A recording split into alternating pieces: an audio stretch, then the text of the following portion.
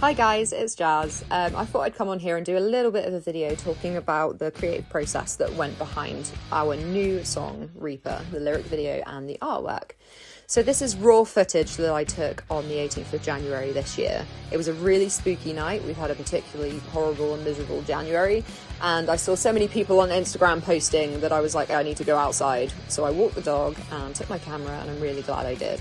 This is all literally just in my back garden. All I did was set up my camera here, I turned on the shed light, and this is what it looked like, completely unedited. It was so perfect.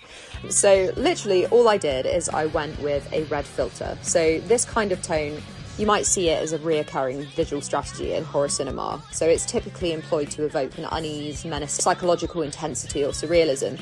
If you think of Dario Argento, for example, like Suspiria or Inferno, it really heightens that spooky and almost disorientating stylization, so it's quite fitting for the song itself, and I had lots of fun with that. I sent loads of ideas back and forth to the band, and I'm really glad that we finally settled for this one, because I think it's pretty cool.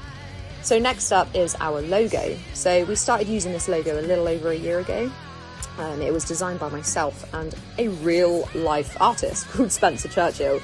So he's an extremely talented tattoo artist in Plymouth, and you should check him out. As for the font itself, this actually comes from this photo that Rich, our guitarist, took from a church he visited a while ago.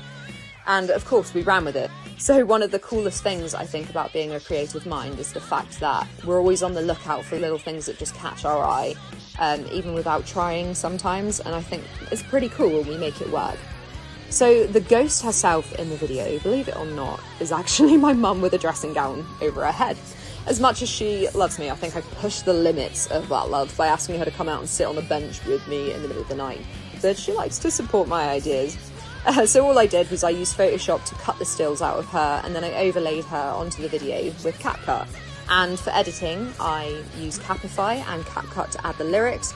If you've ever manually made a lyric video, you know how time-consuming this can be, but it paid off pretty cool.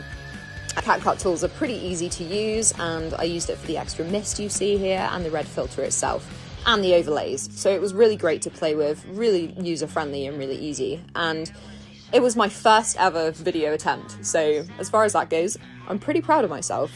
So anyway, thank you for watching, and I hope you enjoy Reaper as much as I enjoyed making it.